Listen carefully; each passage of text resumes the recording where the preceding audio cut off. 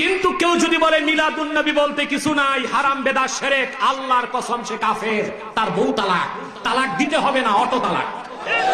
মুহাম্মদ আয়েশাকে নিয়ে কথা বলে তোমার প্রতিবাদ নাই, খানকায় বসে থাকো, আর রবিউল আউয়াল আসলে তোমার ইশকে রাসূল তুমি আটকে রাখতে পারবে না।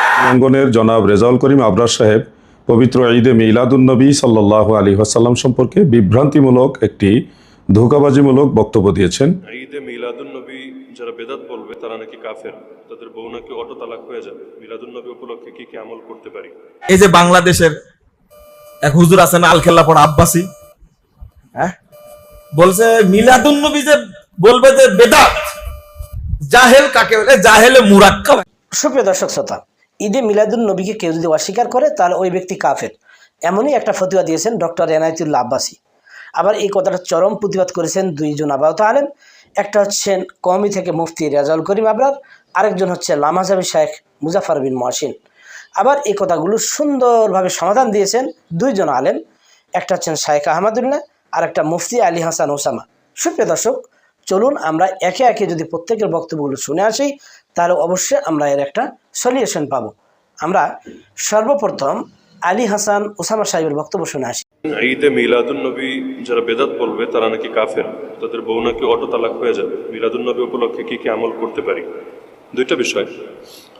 ঈদে মিলাদুন নবী নিয়ে আমাদের দেশে দুই ধরনের প্রান্তিকতা আছে, কিছু বাড়াবাড়িও আছে, কিছু ছাড়াছাড়িও আছে। মনে রাখতে হবে ঈদ মিলাদুন নবী এটা শরীয়তের কোনো পরিভাষা না। আল্লাহ রাসূল সাল্লাল্লাহু আলাইহি ওয়াসাল্লামের পরিভাষায় মৌলিকভাবে দুটো ঈদের কথা আছে, রমজানের ঈদ এবং কোরবানির ঈদ। এছাড়া শাব্দিক অর্থের বিবেচনায় কিছু জিনিসকে ঈদ বলা হয়, যেমন শুক্রবার দিন সাপ্তাহিক ঈদ। কিন্তু এই সাপ্তাহিক ঈদ বলতে কেউ এটা বোঝে না যে ওই 2 নম্বর ঈদের বাইরে গিয়ে এটা মনে হয় 3 নম্বর ঈদ। একইভাবে আরাফার দিবস আরও বিভিন্ন ক্ষেত্রে ঈদ শব্দের ব্যবহার পাওয়া যায়। তাহলে শাব্দিক অর্থের বিবেচনায় কেউ যদি ঈদ ও মিলাদুন নবী শব্দ ব্যবহার করে তাহলে এটাকে অস্বীকার করার সুযোগ থাকে না, কারণ সে বোঝাতে চায় যে নবীর আগমনের জন্য খুশি, এতটুকু। কিন্তু ঝামেলা হলো যে কোনো ক্ষেত্রে কোনো শব্দ ব্যবহার করলে যদি ভুল বোঝাবুঝির আশঙ্কা থাকে, সেই ক্ষেত্রে এমন শব্দ ব্যবহার করাই ভালো যেটাতে ভুল বোঝাবুঝি থাকে না। এখন তো কেউ যদি ঈদ মিলাদুন নবী শব্দ ব্যবহার করেও, মূলত ঈদ মিলাদুন নবী আপনি যদি ডিকশনারি খোলেন দেখবেন আর অনুবাদ হলো ক্রিসমাস ডে। ওই যে বড়দিন যেটা 25 ডিসেম্বর, এই বড়দিনটাকে আরবিতে ঈদ মিলাদুন নবী বলা হতো আগ থেকে। পরবর্তীতে যারা আল্লাহ রসুলের জন্মবার্ষিকী পালন করে তারাও একই শব্দ বেছে নিয়েছে, ভেবেছে খ্রিস্টানদের নবীও নবী, আমাদের নবীও নবী, আমাদের নবী তো আরো বড় নবী, তাহলে ওরা যদি ঈদ মিলাদুন নবী বলতে পারে আমরা বলতে কি সমস্যা? এখানে মূল বিষয়টা ক্লিয়ার থাকা দরকার। কেউ যদি আল্লাহ রসুল সাল্লাল্লাহু আলাইহি ওয়াসাল্লামের এই যে জন্ম হয়েছে রবিউল আউয়াল মাসে, এ উপলক্ষে রবিউল আউয়াল মাসে কিছু আলোচনা সভার আয়োজন করে, অথবা হামদনাত অনুষ্ঠানের আয়োজন করে, অথবা আল্লাহ রসুল সাল্লাল্লাহু আলাইহি ওয়াসাল্লামকে স্মরণ করার জন্য কুইজ প্রতিযোগিতা, সিরাত পাঠ ইত্যাদির আয়োজন করে, নিষেধ করার কোনো সুযোগ নেই, কোনো সুযোগ নেই। এখন কেউ যদি বলে সাহাবীরা কি করেছেন, তাবেঈরা করেছেন, তাবেঈরা করেছেন, আপনারা কিভাবে করেন? কোনো কিছু নতুন হলেই বেদাত হয়ে যায় না, বরং নতুন জিনিস তখন বেদাত হয় যখন সেটা ইসলামের মূলনীতির সঙ্গে সাংঘর্ষিক হয়ে যায়। সাহাবীরা ওয়াজ মাহফিল করে নাই, আপনারা কেন করেন? সাহাবীরা খানকা খোলেন নাই, আপনারা কেন খোলেন? সাহাবীরা তাবলীগে চিল্লা লাগান নাই, আপনারা কেন লাগান? এমনকি প্রতিটা মসজিদে মসজিদে বাংলাদেশে নামাজের পরে দোয়া হয়, তাই না? নামাজের পরে দোয়া কোন সাহাবী করতেন? আল্লাহ রসুল কবে করেছিলেন? তাবেঈরা কবে করতেন? অথচ এটা তো নিয়মিত হয়। এমনকি পীর সাহেবরা যে ইল্লাল্লাহ ইল্লাল্লাহ জিকির করে, আমি ওই মাসালায় যাচ্ছি না কোনটার কি হুকুম, মাসালা রাখেন, করে তো মানুষ ইল্লাল্লাহ জিকির করে, পাঁচ আনফাস জিকির করে, এগুলো সাহাবীরা করেছিলেন। তো আপনি করলে বেদাত হবে না, কিন্তু আরেকজন আল্লাহ রসুলের জন্ম উপলক্ষে আলোচনা সভার আয়োজন করলেও বেদাত হবে। জিনিসটা আসলে হাস্যকর। মনে রাখতে হবে ঈদ মিলাদুন নবী পালন করার জিনিস না, কিন্তু আল্লাহ রসুলের জন্মের মাসে তাকে নিয়ে আলোচনা করা, তাকে নিয়ে নাটের অনুষ্ঠান করা, তাকে নিয়ে সিরাত পাঠের ব্যবস্থা করা, এগুলো নিষিদ্ধ না। তো সীমার ভেতরে থেকে ইসলামের মূলনীতির সঙ্গে সাংঘর্ষিকতা না ঘটিয়ে কেউ যদি আল্লাহ রসুলের জন্মের মাসে, হিজরতের মাসে, ওফাতের মাসে তাকে স্মরণ করার কোনো ব্যবস্থা করে, এতে নিষেধাজ্ঞার কারণ নেই। সাহাবীরা আলাদা করে রবিউল আউয়াল এজন্য করতেন না, কারণ তারা সারা বছরই করতেন। তো যারা সারা বছরই করে তাদের ভিন্ন কোনো উপলক্ষ লাগে না, কিন্তু যারা সারা বছর করে না, অন্তত একটা মাস উপলক্ষে একটা বই পড়ো, একটা মাস উপলক্ষে একটু নবীরা জানার চেষ্টা করো। নাইমামার চাইতে কানামামা তো অন্তত ভালো। তো সীমার ভেতরে থাকলে সমস্যা না। কিন্তু বাংলাদেশে অনেক সময় দেখা যায় ঈদ মিলাদুন নবী উপলক্ষে হাজির নাজিরের আকীদা নিয়ে আরো বিভিন্ন রকম র্যালি ট্যালি করে সেখানে নবীর শানে বিভিন্ন ধরনের কথা বলে। আমি এক র্যালিতে দেখলাম বলে ওয়েলকাম ওয়েলকাম ইয়া রাসূলুল্লাহ। মানে এই জাতীয় স্লোগান নবীর সাথে আসলে কতটুকু যায়, কতটুকু ভদ্রতার পরিচয়, এগুলোও তো একটু চিন্তা করার বিষয়। আর ঈদ ও মিলাদুন নবী উপলক্ষে কোনো আমল নাই। মাস্টার যেটা জিজ্ঞেস করেছেন কোনো আমল আছে কিনা, কোনো আমল নাই। নবীর জন্মদিন উপলক্ষে কেউ যদি আমল করতে চায় তাহলে সোমবার দিন রোজা রাখবেন সারা বছর, খালি রবিউল আউয়ালের সোমবার না, প্রত্যেক সোমবার রোজা রাখেন, এটা আল্লাহ রাসূল সাল্লাল্লাহু আলাইহি ওয়াসাল্লামের অনুসরণ হবে। কিন্তু 12 রবিউল আউয়াল যতই জিলাপি খান আল্লাহ রাসূলের অনুসরণ হবে না। একইভাবে এই দিন যদি বিশেষভাবে রোজার জন্য নির্দিষ্ট করেন তাও আল্লাহ রাসূলের অনুসরণ হবে না, কারণ আল্লাহ নবী 12 তারিখকে রোজার জন্য নির্দিষ্ট করেন নাই। আশা করি ঈদ ও মিলাদুন নবীর বিষয়টা ক্লিয়ার। উমরি কাজা নামাজ কখনো কিভাবে পড়তে হবে, আর ছেলে মেয়েদের নামাজ কত বছর বয়সে ফরজ হয়? উমরি কাজা মানে হলো ওমর মানে জীবন, উমরি কাজা মানে জীবনভর যত কাজা নামাজ জমেছে এগুলো আদায় করা। আমাদের দেশে সালাফি ভাইয়েরা একটা মত প্রচার করে যে যারা নামাজ ত্যাগ করে, নামাজ পড়ে না, এরা হলো কাফের। এবং এই পক্ষে একটা হাদিস দেখায়, আল্লাহ রাসূলের হাদিস, মান তারাকা সালাতা মুতাআম্মিদান ফাকাদ কাফারা, যার অর্থ হলো যে ব্যক্তি ইচ্ছাকৃত নামাজ ছেড়ে দিল সে কুফরি করলো। হাদিসটা সহিহ, কোনো সন্দেহ নেই। কিন্তু এই হাদিস যেমন সহিহ, আজকে জুম্মার বয়ানে আমরা একটা হাদিস শুনিয়েছিলাম, যে ব্যক্তি তার মুসলমান ভাইয়ের সঙ্গে 3 দিনের বেশি সম্পর্ক ছিন্ন করে রাখে সে কুফরি কাজ করলো, ওই হাদিসও তো সহিহ। কিন্তু এই ফতোয়া তো কেউ দেয় না যে 3 দিনের বেশি রাগ করে থাকলে, সম্পর্ক ছিন্ন করে থাকলে আসলেই সে কাফের হয়ে যাবে, বরং বোঝে কাজটা কুফরি কাজ বা কাফেরদের মতো কাজ করা উচিত না। কিন্তু কেউ যদি করে, কাজ ভালো করে নাই, কিন্তু তাই বলে তার বেঈমান বলা যাবে না, কাফের বলা যাবে না, মুরতাদ বলা যাবে না, সে মুসলমান। সুপ্রিয় দর্শক, আলী হাসান ওসামা সাহেব সুন্দরভাবে যে বক্তব্য দিলেন, অবশ্যই এটা সুন্দর লেগেছে। এখন আমরা শায়েখ আহমদুল্লাহ সাহেবের বক্তব্য শুনে আসি। মিলাদুন নবী না করলে কি নবীর অবমাননা করা হয় বা নবীকে অসম্মান করা হয়, নবীর সাথে বেয়াদবি করা হয়, নাকি নবী আলাইহিসসালামের আনুগত্যকে অক্ষরে অক্ষরে মানতে গিয়ে করা হয় না? এখন আমি মিলাদুন নবী উদযাপন করি, বলি, করি, এটাকে ভালো মনে করি। এখন এইটা একটা আমার কাছে ক্রাইটেরিয়া। আমি এটা দিয়ে বললাম মিলাদুন নবী করেন, আপনি করেন না, নবী দুশমন। নবী করিম সাল্লাল্লাহু আলাইহি সাল্লামের জন্মের দিন যদি পালন করতে আপনার মনে চায়, সেটা বছরে একদিন না, সেটা প্রত্যেক সপ্তাহে একদিন। কি বারে? সোমবারে। 93 বছরের একটা বছরও এমন পাওয়া যায় না যে বছরে একবার নবীজির জন্মদিবস তিনি নিজে অথবা তার কোনো খলিফা, কোনো সাহাবী পালন করেছেন। ভাইরা আমার, রবিউল আউয়াল হিজরি বর্ষের যে মাসগুলো আছে তার মধ্যে একটা মাস, এবং হিজরি বর্ষের 3য় মাস এটি। রবিউল আউয়ালের এই মাসটি নবী করিম সাল্লাল্লাহু আলাইহি সাল্লামের ওয়াফাতের মাস এবং অনেক ইতিহাসবিদদের মতে ভেলাদতের জন্ম লাভেরও মাস। যদি নবী আলাইহিস সালামের জন্মের তারিখ, অ্যাকচুয়াল টাইম, মাস, এটা নিয়ে অনেক মত পার্থক্য আছে। এখন কেউ বলতে পারেন মত পার্থক্য কেন আছে? কেন আছে তার কারণ হলো, সে যুগে মানুষ জন্মের তারিখ সংরক্ষণের ব্যাপারে এখন আমরা যতটা সিরিয়াস, বা আমরা যত জন্ম হলে সাথে সাথে তারিখ নোট করে ফেলি, তখনকার মানুষের মধ্যে এটার এত গুরুত্ব ছিল না। ওই সময় তো অনেক পরের কথা, 1450 বছর। এখন থেকে 50 বছর, 100 বছর আগেও যদি আমরা চলে যাই, 100 বছর যাওয়া লাগবে না, 20-30 বছর আগেও যদি চলে যাই, অনেকের দেখবেন যে আমাদের জন্মের তারিখে ঠিক নেই, মা বাপ খেয়াল করেন নাই। বাট এখন মানুষ অনেক অ্যালার্ট, গ্রামেও একদম তারিখ লিখে রাখে, কারণ জন্ম নিবন্ধন তো করতে হয়। তো আগে যত পিছনে যাবেন এটার তত গুরুত্ব ছিল না। নবী করিম সাল্লাল্লাহু আলাইহি ওয়াসাল্লামের ব্যাপারটা হলো, তিনি যখন জন্মগ্রহণ করেছেন তখন আল্লাহর কিতাবে, আল্লাহর এলেমে তিনি নবী ছিলেন। সুপ্রিয় দর্শক, তিনি আর সমাধান দিলেন। এখন ডক্টর এনায়েতুল্লাহ আব্বাসী সাহেবের যে কথাটি বলেছেন তার চরম প্রতিবাদ করেছেন মুফতি রিয়াজুল করিম আবরার। চলুন এবার তার বক্তব্য শুনে আসি। আপনি যদি বলেন 12 রবিউল আউয়াল সর্বকালের সেরা ঈদ, তাহলে এই কথা বলার দ্বারা আপনি প্রথম অপবাদ দিয়েছেন নবী করিম সাল্লাল্লাহু আলাইহি ওয়াসাল্লামের উপর। কেমন অপবাদ? ইমাম তাবারানী হাদিস এনেছেন, মা বাকিয়া শাইউন ইউকাররিবু ইলাল জান্নাহ ওয়া ইউবাইদ মিনান নার ইল্লা কাদ বুইনা লাকুম। নবী করিম সাল্লাল্লাহু আলাইহি ওয়াসাল্লাম বলেন, যে আমল তোমাকে জান্নাতের নিকটবর্তী নিয়ে যাবে আর তোমাকে জাহান্নাম থেকে দূরে নিয়ে যাবে, সব আমি বলে দিয়েছি। নবী বলেন আমি সব বলে দিয়েছি। প্রশ্ন হলো, নবী বললেন সব বলে দিয়েছি, তাহলে আপনি যেই দিনকে সর্বকালের সেরা ঈদ বলতেছেন, এই দিন সম্পর্কে নবী আমাদেরকে তাহলে বলে যান নাই? শিয়াদের আকীদা হলো তাদের ইমাম কোরআন শরীফ মোট 33 পারা, বুঝেন? শিয়াদের আকীদা কোরআন শরীফ 33 পারা, 30 পারা নবী মুহাম্মদ সাল্লাল্লাহু আলাইহি ওয়াসাল্লাম নিয়ে আসছেন।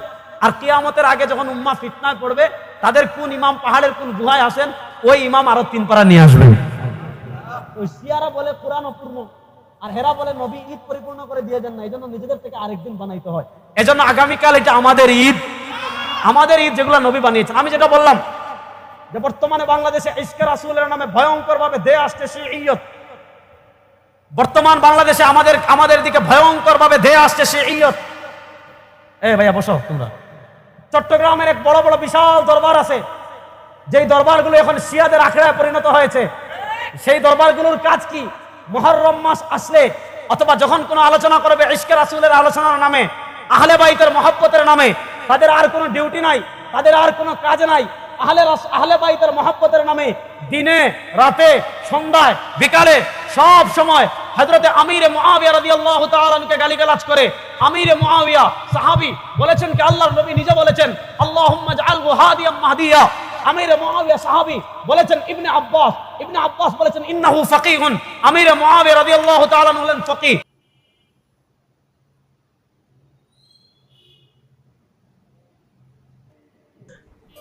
এক হুজুর আছেন আল খেল্লা পড়া আব্বাসী, হ্যাঁ, বলছে মিলাদুন নবী যে বলবে যে বেদাত, জাহেল কাকে বলে? জাহেলে মুরাক্কাব একটা।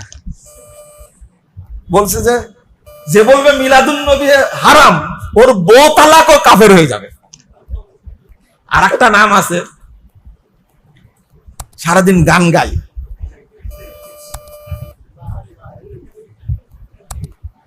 নাম আপনারা উচ্চারণ করলেন, যান কুলি করে আসেন তাহলে। সি সি সি সি তোবা তোবা, আপনাদের শরম লজ্জাও নাই দেখতেছি না, কুলি অবশ্যই করবেন। এই যে এরা মিলাদুল নবীকে বাঁচিয়ে রাখার জন্য এত চেষ্টা করছে, এই ঈদে মিলাদুন নবী নামে 12ই রবিউল আউয়ালে যে দিনটা ছুটি দেওয়া হয়, এই ছুটিটাকে বাতিল করা হোক। কলকারখানা বন্ধ রাখা হয়, অর্থনৈতিক ক্ষতি হয়। রাসূল সাল্লাল্লাহু আলাইহি সাল্লাম মারা গেছেন 12ই রবিউল আউয়াল বৃহস্পতিবার, আর জন্মগ্রহণ করেছেন 9ই রবিউল আউয়াল সোমবার। সহিহ মুসলিমের হাদিস, আল্লাহ রাসূল সাল্লাল্লাহু আলাইহি সাল্লাম জন্ম নিয়েছেন কোন দিন? সোমবার। ভালো করে শুনেন, জ্যোতির্বিদরা প্রমাণ করে গেছেন বহু আগে, 570 খ্রিস্টাব্দে ওই সপ্তাহে 9ই রবিউল আউয়াল হচ্ছে সোমবার। এই সোমবার হলো 9 তারিখ, 12 তারিখ হলে কোন তারিখ হয়? বৃহস্পতিবার। সুপ্রিয় দর্শক, এইবার আমরা আলাউদ্দিন জিয়াদি সাহেবের কিছু বক্তব্য শুনে আসি। কওমি অঙ্গনের জনাব রেজাউল করিম আবরার সাহেব পবিত্র ঈদে মিলাদুন নবী সাল্লাল্লাহু আলাইহি ওয়াসাল্লাম সম্পর্কে বিভ্রান্তিমূলক একটি ধোঁকাবাজিমূলক বক্তব্য দিয়েছেন। তিনি দাবি করেছেন যে ঈদে মিলাদুন নবী সাল্লাল্লাহু আলাইহি সাল্লাম, নবীজির মিলাদ দিবসকে ঈদ বানানোর অধিকার আমাদের নেই এবং এটা ঈদ হিসাবে গ্রহণ করার সুযোগ নেই। সেই বিষয়টা প্রমাণ করার জন্য মুসান্নাফু আব্দুর রাজ্জাকের একটা রেওয়ায়েত তিনি উল্লেখ করেছেন। সে রেওয়ায়েতটি ইমাম আব্দুর রাজ্জাক সানাআনী হজরতে মা'মার থেকে বর্ণনা করেছেন, তিনি আবদুল্লাহ ইবনে তাউস থেকে, তিনি হজরতে তাউস রহমতুল্লাহ থেকে, তিনি আল্লাহ রসুল সাল্লাল্লাহু আলাইহি ওয়াসাল্লাম থেকে বর্ণনা করেছেন, যেখানে উল্লেখ রয়েছে প্রিয় নবীজি বলেছেন লা তাত্তাখিজু শাহরান ঈদা ওয়ালা তাত্তাখিজু ইয়াউমা ঈদা, অর্থাৎ কোনো মাসকে বা দিনকে ঈদ হিসেবে গ্রহণ করবে না। তো আবরার সাহেব একটা বিষয় গোপন করেছেন, সেটা হলো এই রেওয়ায়েতটি যিনি বর্ণনা করেছেন তিনি কোনো সাহাবী নন। হজরতে তাউস রহমতুল্লাহ আলাই তিনি জীবনে কোনো দিন আল্লাহ রসুলকে দেখেনি, তিনি এই হাদিস বর্ণনা করেছেন, অর্থাৎ এটি মুরসাল রেওয়ায়েত। এই মুরসাল রেওয়ায়েত দিয়ে উনি দলিল দিলেন, কিন্তু একবারের জন্য বললেনও না যেটা মুরসাল রেওয়ায়েত, রাভি কোনোদিন আল্লাহ রসুলকে দেখেননি। তো এই হাদিস দ্বারা মূলত ঈদে মিলাদুন নবীর বিরুদ্ধে কিছু বলা হয়নি। এটা হলো ইহুদিরা বা আহলে কিতাব সহ কিছু মানুষ রজব মাসের সম্পূর্ণটুকু সময় রোজা রাখত, রজব মাসের সম্পূর্ণ মাসটাই তারা রোজা রাখত, এই জন্যে তাদেরকে রজব মাসে রোজা রাখার নিষেধাজ্ঞা স্বরূপ এটা বলা হয়েছে। হাদিসটা ইমাম আব্দুর রাজ্জাক রজব মাসের অধ্যায়ের মধ্যে এনেছেন। তো আফসোস হলো আমাদের আবরার সাহেব রজব মাসের হাদিস নিয়ে রবিউল আউয়াল শরীফে লাগাইছেন, যে চাচার কবর কোথায়, চাচি কান্দে কোথায়। হাদিস তো রবিউল আউয়াল শরীফের হাদিস না এটা। আর এই হাদিসে যে বলা হয়েছে যে তোমরা কোনো দিনকে ঈদ হিসেবে গ্রহণ করবে না, তো এই যে কথাটা, এটা দিয়ে তো জুমার দিন আপনি কি করবেন? জুমার দিন তো ঈদের দিন, ইয়াউমে আরাফা ঈদের দিন, আইয়ামে তাশরিকের দিনগুলি ঈদের দিন। তো এই দিনগুলি তাহলে কি বাদ দিয়ে দিবেন যে কোনো দিনকে ঈদ হিসেবে গ্রহণ করবে না? কারণ ওই হাদিসে তো বলা নেই যে এই দিনগুলি বাদে অন্য কোনো দিনকে তোমরা ঈদ হিসেবে গ্রহণ করো না, এরকম তো বলেনি। মুতলাকান বলেছে লা তাত্তাখিজু শাহরান ঈদা, কোনো মাসকে ঈদ হিসেবে গ্রহণ করবে না, এবং ওয়ালা তাত্তাখিজু ইয়াউমান ঈদা, কোনো দিনকে ঈদ হিসেবে গ্রহণ করবে না। এবং হাদিসটা হলো রজব মাসের হাদিস। তো আবরার সাহেব এটা মুরসাল রাওয়ায়াত হলো দাঈফ হাদিসের একটা প্রকার। তো এরপরে তিনি আরেকটা মিথ্যাচার করেছেন ইমাম ইবনে রজব হাম্বলি রহমতুল্লাহ আলাইহের কিতাব দিয়ে।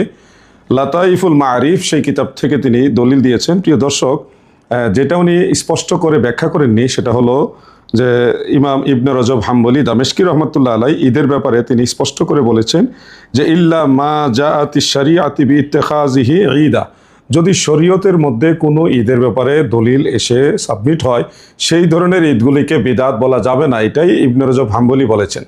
তো আমাদের আবরার সাহেব তিনি এই লাতাইফ কিতাবটা পড়েই একটা রায় দিয়ে দিলেন, কিন্তু ইবনে রজব হাম্বলি তিনার অন্য কিতাবে ঈদ সম্পর্কে এমনকি রসুল করিম সাল্লাল্লাহু আলাইহি ওয়াসাল্লামকে রহমত হিসেবে পেয়েও যদি ঈদ গ্রহণ করে ওই ব্যাপারেও তিনি স্পষ্ট করে বলেছেন, যেটা ইমাম ইবনে রজব হাম্বলি দামেশকি রহমতুল্লাহ আলাইহির লেখা ফাতহুল বারি শরহে বুখারীর মধ্যে প্রথম খণ্ডে 174 পৃষ্ঠায় সেখানে উল্লেখ করেছেন। ফাতহুল বারিটা ইবনে হাজার আসকালানিরও আছে, ইবনে রজব হাম্বলিরও আছে। তো সেই কিতাবে তিনি লিখেছেন, আমি আপনাদেরকে একটা অংশ পড়ে শোনাচ্ছি। তিনি লেখেন ওয়াল আয়াদু হিয়া মাওয়াসিমুল ফারহি ওয়াস সুরুর ওয়া ইন্নামা শারা'a আল্লাহু লিহাযিহিল উম্মাতিল ফারহি ওয়াস সুরুরি বিতামামি নি'মাতিহি ওয়া কামালি রাহমাতিহি কামা ক্বালা তাআলা কুল বিফাদলিল্লাহি ওয়া বিরাহমাতিহি ফাবিযালিকা ফালইফরাহু। দেখেন সূরা ইউনূসের 58 নম্বর আয়াত ইমাম ইবনে রজব হাম্বলি উল্লেখ করে আয়াত, ঈদের বহু বচন আয়াত শব্দ ব্যবহার করে তিনি লিখেছেন যে এটা হলো আনন্দ এবং উৎসবের মৌসুম, যেটা আল্লাহর প্রত্যেক নিয়ামত। এখানে স্পষ্ট যে আল্লাহ তাআলা ওয়া ইন্নামা শারা'a আল্লাহু লিহাযিহিল উম্মাহ, এই উম্মতের জন্য আল্লাহ তাআলা বিধান দিয়েছেন কোরআনের আয়াত অনুযায়ী যে বিধানটা আল্লাহর নিয়ামত রহমত ফজল পেয়ে যেন তারা খুশি হয়, ঈদ উদযাপন করে। এবং এই ঈদটাকে ইবনে রজব হাম্বলি কোনো ধরনের এনকার করেননি, বরং এটাকে উনি সাবমিট করেছেন, প্রমাণ করেছেন কোরআনের আয়াত দ্বারা। এরপরে আমরা আবরার সাহেবের বক্তব্যে আরেকটা জিনিস দেখেছি যে ইমামরা চাইলেই কোনো ঈদ বানাইতে পারে না। তো আমরা কখনোই বলি না যে ইমামরা ঈদ বানাইছে, আপনি ইতিহাস জানেন না। মক্কা মুকাররমার মুসলমানেরা এমনকি আরব জাহানের মুসলমানেরা আদিকাল থেকে ইসলামের সূচনা লগ্নের পরবর্তী সময়ের কোনো এক সময় থেকে আরবের মুসলমানরা ইয়াখরুজু আহলু মাক্কা ইয়াউমাল মাউলিদ ফি কুল্লি আমিন। ইমাম ইবনু আবুল খায়ের ইবনু জাজারি রহমতুল্লাহ আলাইহি, যিনি হাফিজুল হাদিস ছিলেন, তিনি তার আরফুত তারিফ বি মাউলিদিশ শরীফ সেই কিতাবে লিখেছেন মক্কাবাসী রবিউল আউয়ালের 12 তারিখে অর্থাৎ নবীজির মিলাদ দিবসে তারা সবাই ঘর থেকে বের হতেন এবং যেখানে নবীজির মৌলুদ শরীফের ঘর রয়েছে মক্কা মুকাররমায় সেখানে ওনারা জড়ো হতেন। ওয়াহতাফিলুনা যালিকা আ'যামু মিন ইহতিফালিহিম বিয়াউমিল ঈদ ওয়া কাযালিকা ইলা ইয়াউমিনা হাযা।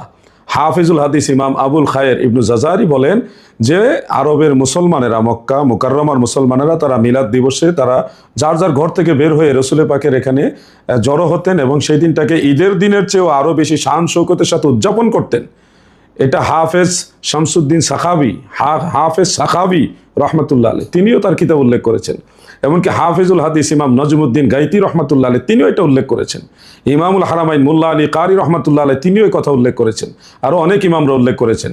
শারিহে বুখারী ইমাম শিহাবুদ্দিন কাস্তালানি রহমতুল্লাহ আলাইহি তিনিও উল্লেখ করেছেন, এই বিষয়টা সমর্থন করেছেন। তাহলে আইম্মায়ে কেরাম এটা এই কোন দৃষ্টিতে উল্লেখ করলেন? দৃষ্টিকোণটা হলো আবরার সাহেবের সেই উসুলটা খেয়াল নেই হয়তো, যে ইস্তেমালুন নাসে হুজ্জাতুন ইয়াজিবুল আমালু বিহা, যে মুসলমানরা মুস্তাহিদ আইম্মায়ে কেরাম মুমিন মুসলমানরা কোনো বিষয় যদি আমল করে ইস্তেমাল করে তখন সেটা হুজ্জত হয়ে যায়। ইস্তেমালুন নাসে হুজ্জাতুন। সুপ্রিয় দর্শক, এই দেশে বিভিন্ন ঘরানার মতের আলেম হয়ে গেছে, কেউ সুন্নি, কেউ ওয়াহাবি, আবার কেউ খারেজি, কেউ কওমি, কেউ জমিয়ত, এরকমভাবে মতে মতে দলে দলে ভাগ হয়ে গেছে। এখন মুজাফফর বিন মহসিন আর শাইখ আব্দুর রাজ্জাক বিন ইউসুফ তিনারা বিদাত বলেন, বিদাতের ঠিকাদারি তিনারা এই দেশে নেননি। আর অন্যদিকে কওমি থেকে যে রেজাউল করিম আবরার বললেন তিনাকেও ঠিকাদারি কেউ দেয়নি। আর এদিকে সুন্নি নবীর প্রেম ইশক মহাব্বতের ঠিকাদারি ডক্টর এনায়েতুল্লাহ আব্বাসীও নেননি। তবে এই দেশের যতগুলো আলেম রয়েছে যারা ইসলামের জন্য খেদমত করবে সকলকে আমরা শ্রদ্ধা করি, সকলকে আল্লাহর জন্য ভালোবাসি। কিন্তু এক একজন এক এক মতের ভিন্ন মতের হতে পারে, তবে জ্ঞান সবার সমান না। ডক্টর এনায়েতুল্লাহ আব্বাসীর মতো জ্ঞান রেজাউল করিম আবরার সাহেবের এখনো হয়নি, আর অদ্ভুত তিনি যেতেও পারেননি, ভবিষ্যৎ যাবেন কিনা আল্লাহ ভালো জানেন। তবে মুজাফফর বিন মহসিন সাহেবের জ্ঞান রয়েছে, তবে ডক্টর এনায়েতুল্লাহ আব্বাসী সাহেবের মতো নয়। এটা সকলকেই স্বীকার করতে হবে।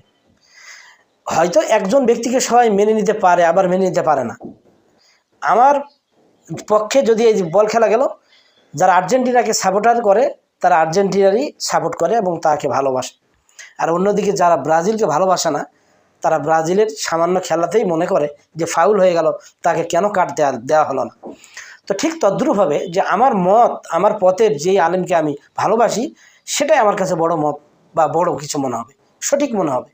তো সুপ্রিয় দর্শক শ্রোতা, যেহেতু এই দেশের আলেমরা দলে দলে বিভক্ত, কাজেই কারোর পক্ষে নেওয়া যাবে না, নিতে হবে আপনাকে সঠিকটা। ডক্টর এনায়েতুল্লাহ আব্বাসী তিনি জাহান্নামে যাওয়ার জন্য এই কথাটি বলেননি। তিনি যে কথাটি বলেছেন, এই কথাটা সুন্দর সমাধান, সলিউশন দিলেন, যেটা আমার খুব পছন্দ লেগেছে মুফতি আলী হাসান ওসামা। তিনি একজন কওমি অঙ্গনের আলেম।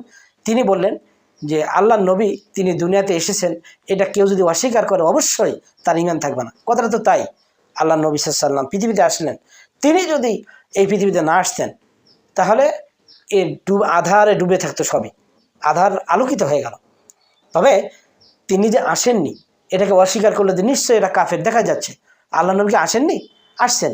এদিক থেকে দেখা যাচ্ছে যে ডক্টর এনায়েতুল্লাহ আব্বাসী তিনি যে কথাটা বলেছেন একবারে সঠিক কথা বলেছেন। এটা বুঝার হয়তো কারো হেরফের থাকতে পারে, আমি তারও পক্ষে না, ইনাদেরও পক্ষে না, আমি সঠিকটা কথা বলতেছি। তিনি যে কথাটা বলেছেন হয়তো অনেকে বুঝতে পেরেছেন, অনেকে বুঝতে পারেননি। আল্লাহ রসুল এসেছেন দুনিয়াতে, এটা সঠিক। কেউ যদি বলে আল্লাহ রসুল আসেন নাই, তাহলে কি বেসঠিক হলো না? তাহলে অবশ্যই তো তিনার কথার সঙ্গে মিলে যাচ্ছে। কাজেই ডক্টর এনায়েতুল্লাহ আব্বাসীকে আল্লাপাক অনেক এলেম দিয়েছেন, যুগে যুগে কিছু বান্দাকে আল্লাপাক এইরকমভাবে এলেম দেন।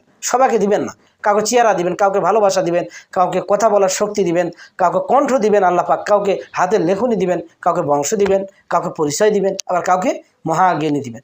তো সবাইকে আল্লাপাক সকলকে সবটা দিবেন না, কাউকে টাকা পয়সা দিবেন, অগাধ ধনী ব্যক্তি তিনি হবেন। এনায়েতুল্লাহ আব্বাসীর অবশ্যই এলেম রয়েছে, তার সঙ্গে এলেমের যে বাহার, এটাকে মোকাবিলা করতে রেজাউল করিম আবরারের এইরকম এলেম নাই, এটা সকলকে বিশ্বাস করতে হবে।